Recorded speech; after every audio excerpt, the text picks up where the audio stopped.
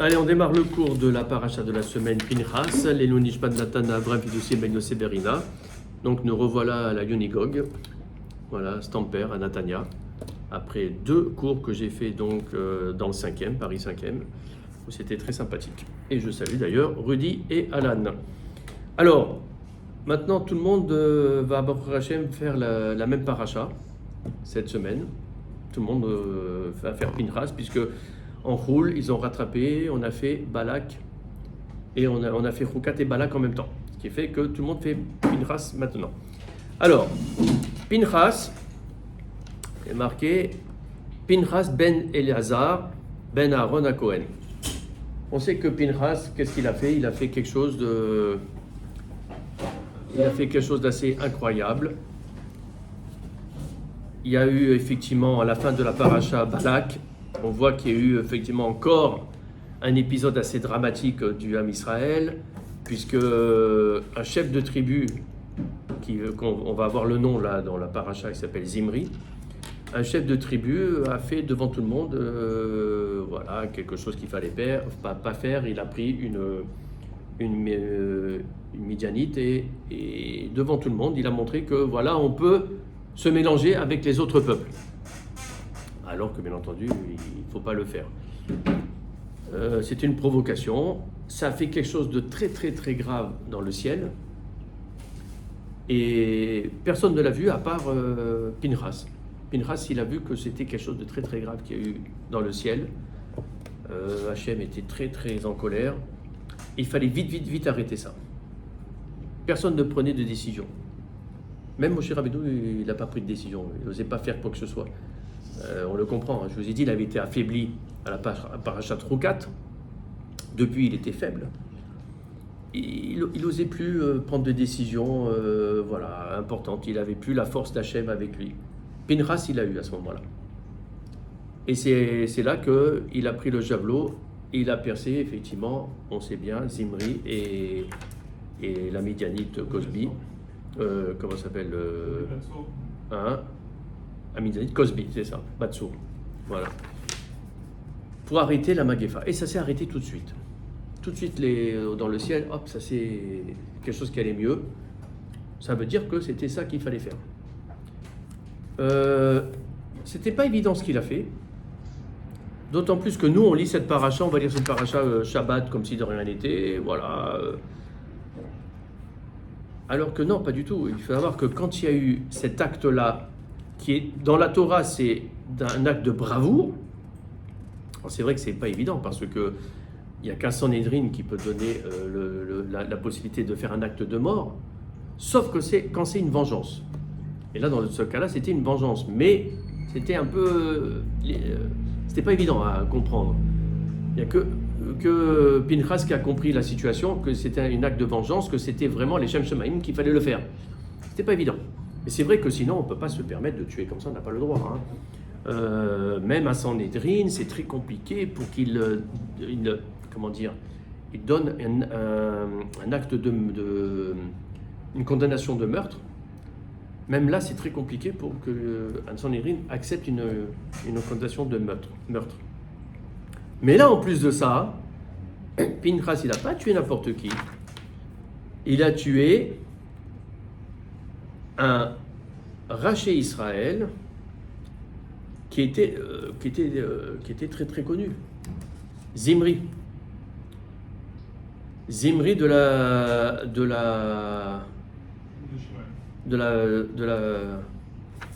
tribu de Shimron.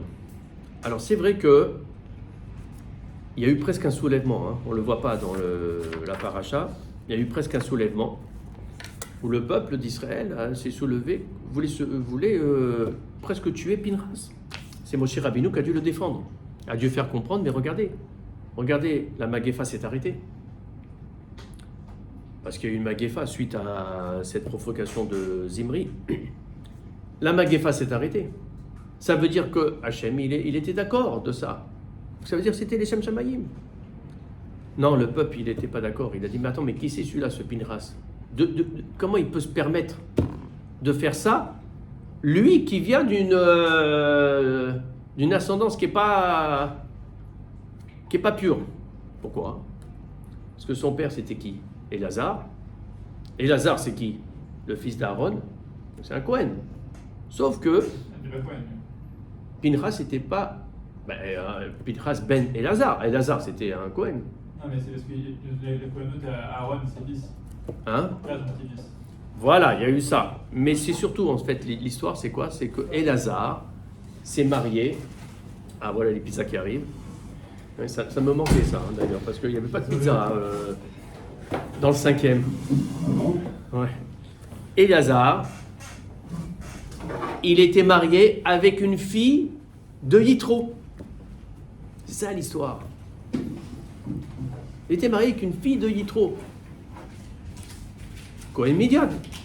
Yitro, c'est un Cohen Midian. Donc c'est une Midianite. Alors, qu'est-ce qui nous embête celui-là, ce Pinchas? Sa mère, c'est une Midianite. Et tu vas tuer un chef de tribu de Shimron. Shimron, c'est les plus forts, hein, les plus vaillants. Hein. C'est ceux qui ont tué avec Lévi tout Shrem. Tout Shrem, à l'époque. Et tu vas... Vous voulez un petit peu plus de Pasgan, là, c'est bon? Ah ouais, un petit peu. Oui, parce que lui, ça, il est en chaleur. Mister Pingouin, il est en chaleur. Je vais pas te filmer là. Voilà. Et donc, qu'est-ce que tu nous as fait, toi, Pinchas?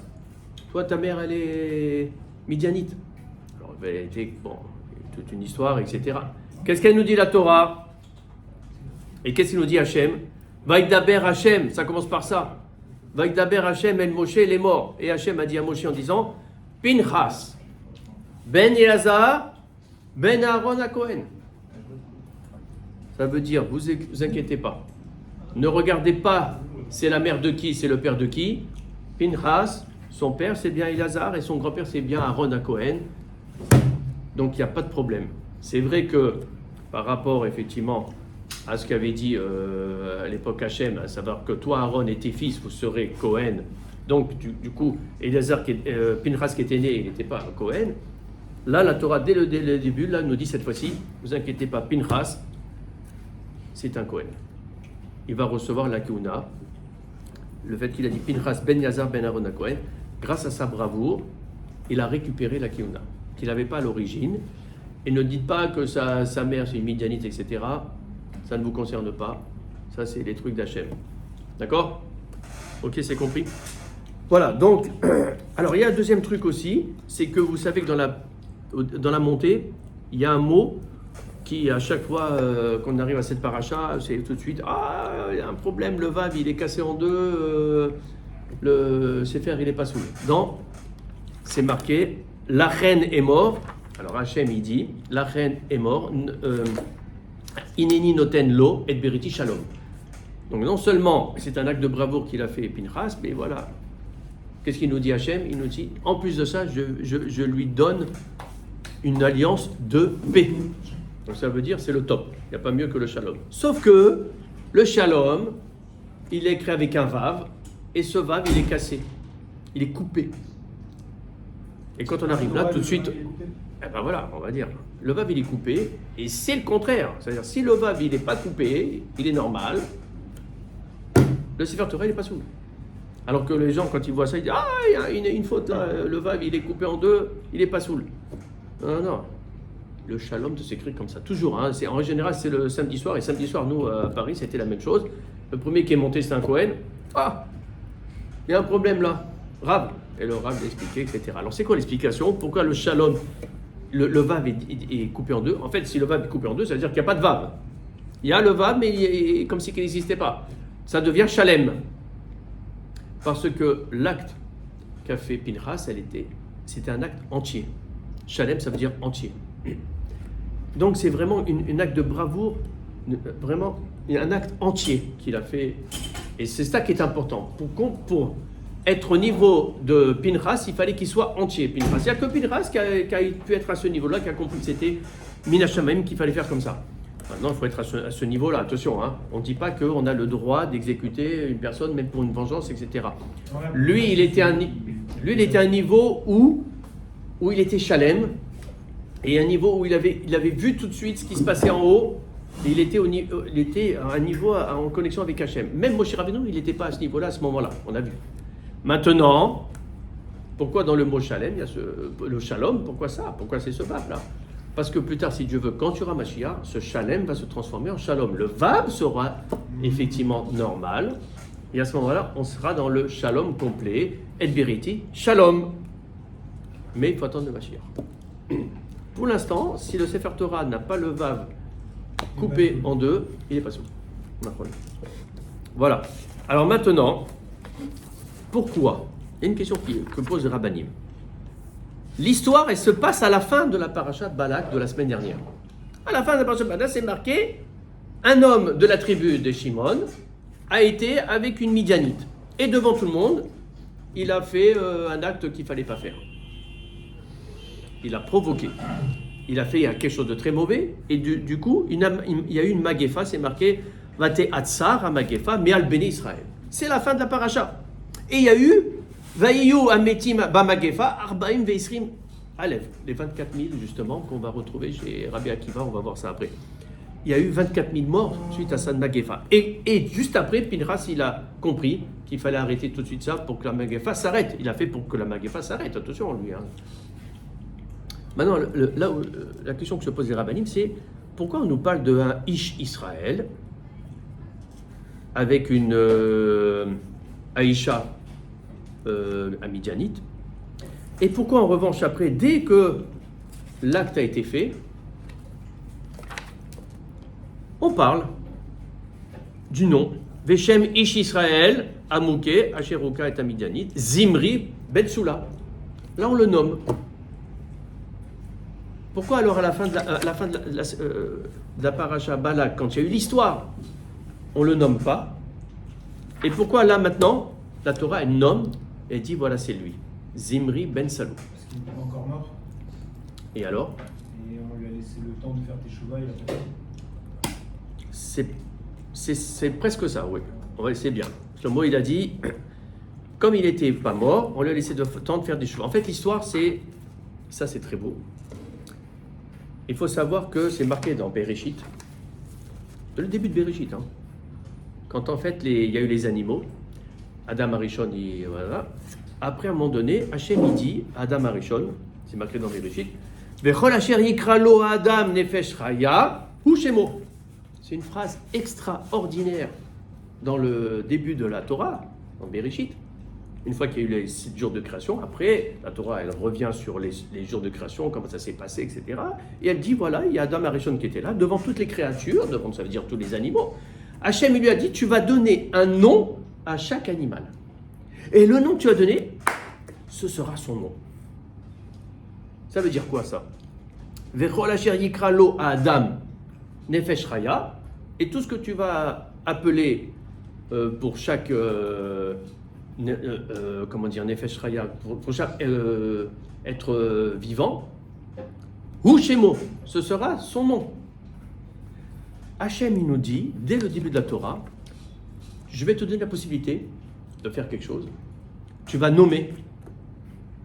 Alors, on sait qu'Adam Arishon, il a nommé les animaux, et on sait que chaque animal qu'il a nommé, le nom qu'il a donné, ça va donner la force, l'intelligence, etc. à l'animal.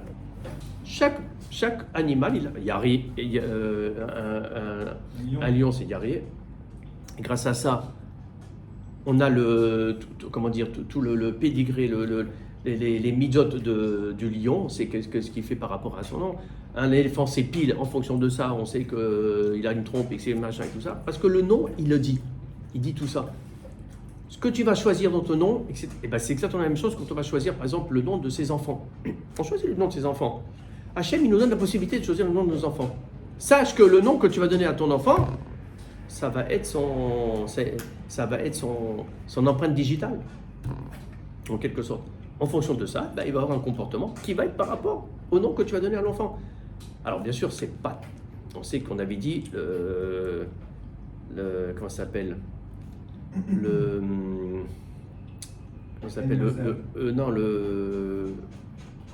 c'est en train de passer, ça va venir.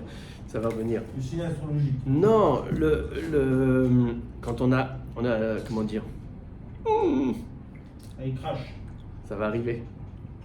La libre arbitre, le libre arbitre, ça passe, ça revient. Le libre arbitre, on n'a pas de libre arbitre sauf Yirat Shamayim. Sauf Yirat Shamayim. Ça veut dire qu'à un moment donné, tu te trouves devant une mitzvah, le matin tu dois mettre tes téfilines. Ah, c'est fatigant, il faut se lever, il faut mettre les téfilines. Non, j'ai pas le temps, je dois aller au travail et machin. Là, Hachem te donne le libre arbitre. Il voit si tu arrives à contrôler tes envies, ton cœur. Il faut que le céréal il passe avant le cœur. Tout le reste, il n'y a pas de libre arbitre. Donc même nommer ses enfants, etc., c'est Hachem qui va te donner le nom en fait. Mais c'est toi qui vas être le Kéli. Sachez que quand on nomme, grâce à ça, on a exactement l'empreinte digitale de la personne à qui on nomme. D'accord? Alors effectivement, comme il a dit Shlomo, pourquoi Zimri Ben Salou, il n'a pas été nommé quand il y a eu l'acte? Il n'a pas été nommé parce que justement, l'acte, elle était tellement mauvaise. Ce qui s'est passé, l'action de Zimri était tellement mauvaise que du coup, son nom, il est parti. Vous ne pouvez même pas le nommer parce que le nom, c'est la chose la plus importante. Vous savez, Tom, Shem, Shem, Tov. C'est-à-dire, quand à 120 ans, on quitte ce monde, qu'est-ce qu'il nous reste? Que le nom. Le corps, il est sous terre. L'âme, elle remonte. Il reste que le nom.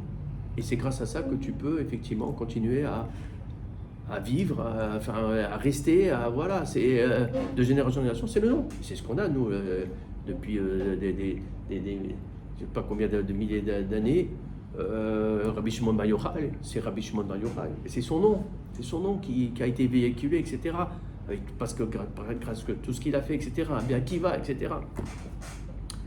Là, la faute était tellement grave que le nom, il est parti parce qu'il ne peut pas supporter ça. Donc, il ne peut pas être nommé. Ensuite, Pinchas, il a fait l'acte. C'est une acte de réparation. Tout de suite, la Magéfa s'est arrêtée, etc. Le fait qu'il y ait eu la réparation, comme il a dit Shlomo, ça a fait la tchouva. Le nom est revenu. Le nom est revenu. Et à ce moment-là, on peut renommer Zimri. Ça, la faute a été réparée. Le nom est revenu. Donc c'est pour ça que la Torah a pu nommer Zimri Ben Salou, ce qui n'était pas le cas, effectivement, tout à l'heure. Alors ok, on a compris ça. Alors pourquoi maintenant la Torah nous nomme aussi Cosbi Batsour, la Midianite? Tout à l'heure, à la fin de la paracha Balak aussi, elle n'était pas nommée. Elle n'était ni Zimri, ni Cosbi, ni les deux. Alors là, on a compris pour Zimri, que maintenant qu'il y a eu la réparation.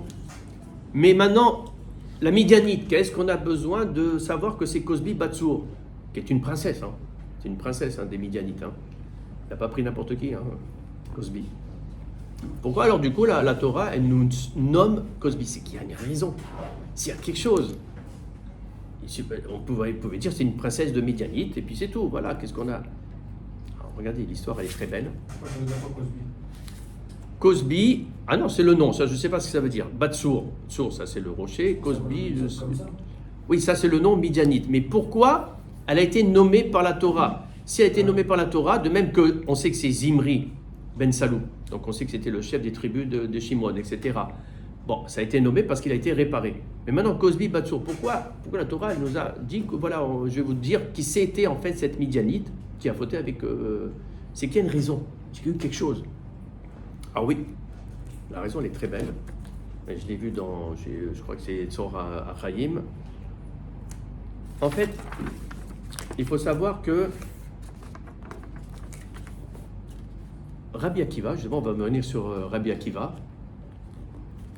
Rabbi Akiva, quand il est devenu Rabbi Akiva après 24 ans, vous savez, c'était 2 fois 12 ans qu'il a étudié, il ne connaissait rien, il est parti de rien, et est arrivé Rabbi Akiva. Il avait une notoriété incroyable. À son époque, parce que des fois on peut avoir une notoriété après, après le décès. Lui, non. C'est quand il arrive, il est devenu Rabbi Akiva qu'il avait une notoriété incroyable. 24 000 élèves, quelque chose d'extraordinaire. Donc tu aurais pu dire Rabbi Dubevitch. Voilà, Nahon, exactement. Eh bien, il faut savoir que Rabbi Akiva, lui est arrivé quelque chose d'incroyable, ça c'est dans la Guémara que l'on voit cette histoire. Alors qu'il était Rabbi Akiva, une autorité incroyable, bien sûr, les goïms étaient très très jaloux de sa notoriété, et notamment les Romains, que c'est à l'époque des Romains. Rabbi Akiva, c'était après la destruction du deuxième temple. Et voilà que un grand général, Turnus Rufus, il a voulu faire quelque chose contre cette notoriété. Essayer voilà, comme tous les ennemis d'ailleurs d'Israël, le faire fauter, lui à Rabbi Akiva. Et bien sûr, pour le faire fauter, il y a une manière, toujours la même manière, la débauche. Il avait une femme, c'est l'une des plus belles de l'époque. Une très très très très belle. Et en plus, elle était immensément riche de sa famille à elle. Immensément riche. Il avait eu le jackpot, ce général romain. Qu'est-ce qu'il a dit à sa femme? Il a dit, il faut qu'on arrive à contrer ce Rabbi Akiva. Et sa femme était comme lui un peu aussi. Ils ont eu la même idée. Sa femme, elle lui a dit, alors viens, je vais m'offrir à Rabbi Akiva, je vais tout faire pour qu'il devienne fou de moi, et il va fauter. Et là, il va perdre toute sa réputation. Crois-moi, mon mari, il va perdre toute sa réputation. Qu'est-ce qu'il a dit? Il a dit, mais t'es folle, t'es ma femme. Il a dit, mais bien sûr, c'est une superbe idée. Tellement qu'il était jaloux qu'il voulait. Regardez comment ils sont graves, les goïms. Il était prêt à donner sa femme. Aucun problème. Et elle était d'accord. Et voilà, l'histoire, elle est racontée dans la Guémara. La femme de ce général, donc Turnus Rufus, une vraie histoire. Elle vient voir Rabbi Akiva, une beauté incroyable. Et le but, c'était de la kiffote. Et Rabbi Akiva, en la voyant, n'a même pas eu le temps de dire quoi que ce soit. C'est marqué dans les Guémaras, c'est connu cette histoire. C'est marqué qu'il a vu cette femme-là, d'une beauté incroyable. Il a craché, il a ri et il a pleuré. Il a fait 3 choses. Et la femme, elle ne comprenait pas, elle n'a même pas eu le temps de faire quoi que ce soit et tout ça. Et c'est tout, après il est revenu le voir. Il lui a fait Rav. On lui a appelé Rav quand même. Il était tellement connu et vraiment respecté. Bon, elle a vu quelque chose quand même, elle a vu quelque chose. Elle a dit Rav, juste donne-moi une explication. C'est quoi qu'est-ce que tu m'as fait là? Il a dit, je peux donner 2 explications. Pourquoi j'ai craché, pourquoi j'ai pleuré. Et pourquoi j'ai ri, je ne peux pas te dire. Alors vas-y, dis-moi déjà ça. Il m'a dit, j'ai craché parce que tu viens d'une goutte malodorante. Voilà, donc ça veut dire que t'es 3 fois rien. J'ai pleuré parce qu'une beauté comme toi, quand elle va mourir, elle va être sous terre, elle va être mangée par les vers, ça fait de la peine. Mais tout le monde savait, en fait, c'est pour l'instant tout le monde la même chose, en fait, on est bien d'accord. Enfin, voilà. Et alors, pourquoi tu as ri? Dis-moi. Vous ne pouvez pas le dire. Et au final, après, il lui a fait comprendre que par prophétie, il a vu qu'elle serait sa femme. Cette femme-là, qui était prête à la débauche, etc., qui est une romaine, elle va devenir la femme de Rabbi Akiva. Et c'est pour ça qu'il arrive. Alors, on comprend rien. C'est quoi ça? Ça veut dire quoi? En fait, effectivement, après ce qui s'est passé avec Rabbi Akiva, elle est ressortie complètement chamboulée. Elle n'allait plus voir son mari. Et elle a fait tchouva. Et elle s'est convertie. Ça a pris le temps que ça a pris, mais ça s'est convertie. Une fois qu'elle était convertie, elle s'est mariée avec Rabbi Akiva. Et Rabbi Akiva, il a hérité de toute sa fortune. Et grâce à ça, il a développé les yeshivot. Il a fait les trucs. Vous savez que c'est de cette histoire-là que vient on va dire, c'est pas une halakha, mais un enseignement très important où c'est marqué que, attention, que tu gagnes de l'argent grâce à ta Torah. C'est-à-dire, ne profite pas de l'enseignement que tu as eu parce que tu es devenu un grand rave ou un rosh yeshiva ou un machin et tout ça, ou un rabbin de communauté, que tu profites de ça pour gagner de l'argent. Tu ne dois pas, tu sais, on ne doit pas gagner de l'argent par notre Torah. Un Moël ne doit pas demander de l'argent. Un Moël, il doit faire sa mitzvah, c'est son rôle. Il a eu par Hachem un srout de pouvoir être le chaliard et être le Moël. Il ne doit pas demander d'argent. Bien sûr, on doit le rémunérer parce qu'il a pris de son temps, de tout pour faire ça. Il a fait quand même une mitzvah. Donc, mais chacun doit donner en fonction de ses moyens, etc. Et le Moël n'a pas le droit de dire c'est tant et c'est pas autrement, sinon je ne viens pas. Surtout pas ça, il n'a pas le droit de dire. Et que c'est la même chose pour tout le monde. Un rav ne doit pas dire c'est tant si tu veux que je te fasse un cours, etc. Pour tout. Après, c'est compliqué parce que ce que je viens de dire, c'est compliqué. Un rav, il a besoin de vivre, de communauté. Donc, c'est normal qu'on lui dise. Ça doit se faire sans qu'il demande, etc. Mais à le top du top, tous les grands de la Torah, comme Rabbi Akiva, comme Moshe Rabbeinu, tout ça, ils ont été milliardaires sans toucher, comme le Rabbi Lubavitch. Ils ont été milliardaires, mais ça ne vient pas de leur Torah. Prenez le cas de Rabbi Lubavitch. Il a été milliardaire, pourquoi? Parce que c'était... diffuser la Torah partout. Non, il était milliardaire parce que c'était le meilleur dans la construction des ponts. C'est un ingénieur. Parce que lui, en plus de la Torah, comme ça, pour s'amuser, il a eu les diplômes de la Sorbonne, de tous les grands trucs de tous les pays. De tous les pays, que ce soit en Angleterre, en Allemagne, etc. Il avait les diplômes de tout. Il était devenu un grand ingénieur et notamment sa grande spécialité, c'était les ponts. Et tous les grands ingénieurs qui devaient faire un pont, ils allaient le voir, le consulter. À l'époque, il était devenu Rabbi Lubavitch. Lui, il ne faisait plus après ingénieur, mais il aidait. Il est devenu milliardaire grâce à ça. Donc l'argent venait du Chol, venait pas de la Torah. Rabbi Akiva, il a été riche de plusieurs manières. Il a été riche parce que son beau-père qui avait déshérité sa femme, après a compris et a fait tchouva et a donné tout l'héritage. Mais surtout, là où il est devenu riche, c'est là.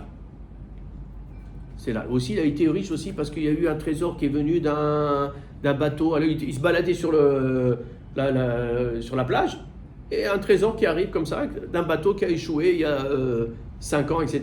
Et il a le trésor. En fait, c'est Hachem qui lui donne l'argent d'une autre manière, mais pas de la Torah. Là, tout ça, ce processus, c'est pour qu'il s'enrichisse encore plus, pour qu'il fasse des yeshivot, c'est ce qu'il a fait, etc. Maintenant, il faut savoir qu'il y a un rapport avec Cosby.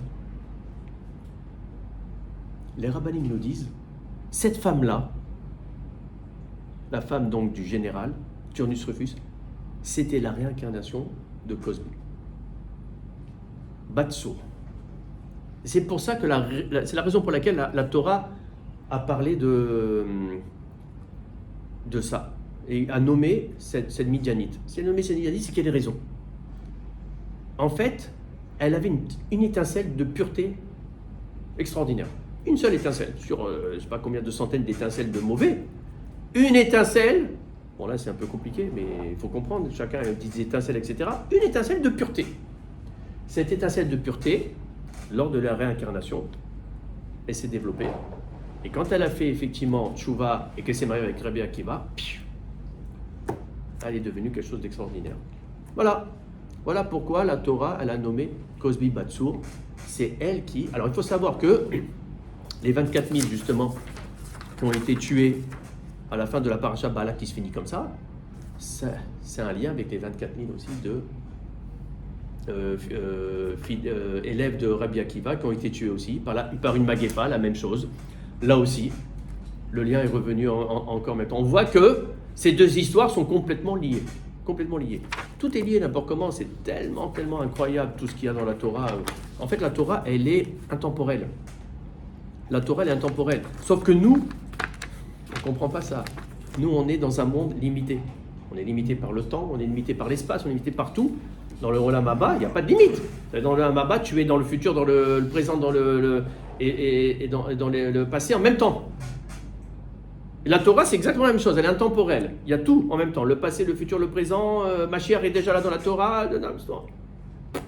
Donc les histoires, et là, ça se regroupe. Voilà, on va finir maintenant cette histoire-là et on va passer à juste un sujet très important. dans la troisième montée, on parle de quoi? De l'héritage d'Israël. Je voulais quand même parler de ça, c'est important, l'héritage d'Israël. Parce qu'à un moment donné, c'est marqué, Vaïdaber Hashem, El Moshe les morts, c'est la troisième montée. La ele techalek ares ben achala bemispar shemot. Voilà que Hashem il dit, quand vous allez arriver en Eretz Israël, vous allez avoir des portions, chacun va avoir sa partie d'Israël, on va voir, et ça sera un héritage. Ce sera un héritage. Si la Torah, elle part d'héritage, c'est qu'il y a quelque chose, il faut soulever ce mot. Le mot héritage est un mot très fort. Très fort. Parce qu'en fait, il faut savoir une chose. On a trois manières d'acquérir un bien. Quelque chose. On va acquérir quelque chose, on l'acquérit de trois manières, qui sont... La première manière, c'est la manière, on va dire, la plus classique, que tout le monde fait, c'est-à-dire, tu vas acheter quelque chose, et en contrepartie, tu vas recevoir la chose. Donc c'est un échange. Ça, c'est la première manière d'acquérir la chose. C'est un échange. Ça veut dire, je te donne, et tu me donnes. Vous avez compris? Vous avez le receveur et le donneur qui font une sorte d'échange. Ça, c'est le premier niveau. Avec Hachem, c'est un peu la même chose aussi. Hachem, il nous dit, tu veux avoir des brachot, tu veux avoir la bonne santé, tu veux le machin, alors vas-y, donne-moi un petit peu. Étudie, lève-toi tôt, fais la prière avec Minyan, fais du chesed. Voilà. C'est ça, c'est le premier niveau. Le premier niveau, c'est je te donne et je reçois. Il y a une autre manière d'acquérir qui est le cadeau. On peut acquérir quelque chose avec un cadeau. Alors le cadeau, quand c'est le cadeau, en revanche, il y a le donneur qui va donner, mais l'acquéreur, le receveur, lui, il fait rien, en fait. Il reçoit. Bon, ça, c'est un niveau facile, simple. On a vu que l'autre, déjà pas évident, il faut donner et pour recevoir. Voilà. Le troisième niveau, c'est l'héritage. Ah oui, on peut recevoir quelque chose par héritage. Quelle est la différence là maintenant? La personne est prête. C'est quoi la différence entre un héritage et que tu reçois un cadeau, ou alors que tu vas acquérir en achetant, en donnant et recevant? C'est quoi l'héritage? Quelle est la différence? Il n'y a pas d'action. On reçoit. Non. Alors c'est comme le cadeau alors. Comme le Et cadeau. pourtant non, ça n'a rien à voir. La différence, elle est énorme et fondamentale. Quand vous héritez de quelque chose, vous devenez le propriétaire à la place de l'ancien propriétaire. Vous devenez au niveau du donneur, à son niveau. Je vous explique. Aujourd'hui, c'était votre père qui était à la tête de l'entreprise. Il n'est pas obligé de décéder. Il peut dire, voilà, j'arrête mes fonctions et je donne mon héritage à mon fils. Du jour au lendemain, qu'est-ce qui se passe à son fils? Il devient le PDG. Ça veut dire quoi? C'est-à-dire que c'est comme s'il s'appelait son père. Il devient comme son père. Il va dire tout ce qui était son père avant, c'est lui maintenant. L'héritage, c'est la chose la plus forte. C'est quelque chose d'extraordinaire. Donner en héritage, c'est quelque chose d'extraordinaire. Je ne sais pas si vous avez bien compris la différence. Voilà. Quand on va acquérir quelque chose en achetant, en donnant et en recevant, bon, c'est une manière de faire, mais quel est le rapport entre le donneur et le receveur? Rien. Rien. Quand tu reçois un cadeau, tu n'as rien fait. Mais là, tu vas devenir au niveau du donneur. Tu remplaces le donneur presque. Hachem, s'il nous donne ce mot qui est très fort, je vais vous donner Israël en héritage, ça veut dire quoi? Ça veut dire qu'il nous fait quelque chose d'incroyable. Il nous fait comme si que nous, quand on va arriver en Eretz Israël, quand on fait la Aliyah, d'un seul coup, on devient héritier de cette terre, on est au niveau d'Hachem. C'est ça. Je vous donne un héritage. Ça veut dire vous devenez moi. Vous êtes au niveau d'Hachem, au niveau de cette possession de la terre. Ça nous donne du coup des responsabilités énormes. Des devoirs et des responsabilités. Donc ce mot héritage, il est très fort. C'est pour dire comment il aurait pu nous donner en cadeau, il aurait pu nous donner par rapport effectivement à l'étude, etc. Voilà. Non, c'est marqué en héritage, Benachala. En héritage, je vais vous le donner. Donc ça veut dire, vous allez avoir le niveau, mon niveau à moi. C'est vous qui allez être le PDG. Mais voilà, comme un PDG d'une société, ah bah, tu as des responsabilités, tu as des devoirs. Donc du coup, ce mot qui est fort pour nous, il est fort aussi dans le sens où, attention à ce que tu fais. Tu es en RS Israël, on dit, tu es dans le palais du roi. Tu peux plus, en roule, tu pouvais éventuellement faire des choses. Hachem, il est loin. Allez, il va pas trop te... Mais là, tu es chez lui, c'est toi qui deviens l'héritier. Tu dois bien te comporter, tu dois faire Torah Mitzvot, tu dois faire encore plus de chesed. L'action, c'est la chose la plus importante, l'action. Et si on fait tout ça, Min Hashamayim, comme le faisait Rabbi Akiva, parce que Rabbi Akiva, s'il est devenu riche comme ça, c'est parce qu'il faisait vraiment Min Hashamayim, il ne faisait pas pour son kavod à lui. Il a eu un kavod extraordinaire quand il est devenu Rabbi Akiva au bout de 24 ans, mais il s'en fichait de tout ça, lui. Lui, il faisait Min Hashamayim. Et en faisant Min Hashamayim, du coup, il est devenu milliardaire. Et tous les grands syndiqués qui sont riches, c'est de la même manière. L'argent, c'est vraiment pour utiliser pour les bonnes actions, etc. Mais pas pour eux. Et ils s'habillent, ils ont toujours les mêmes habits, les mêmes trucs. Ils s'en foutent des marques, des machins. Ils ont les voitures complètement. Ils ne sont pas dans le monde matériel, les tzadikim. Ils vont garder cet argent pour pouvoir développer dans ce monde-là matériel la Torah.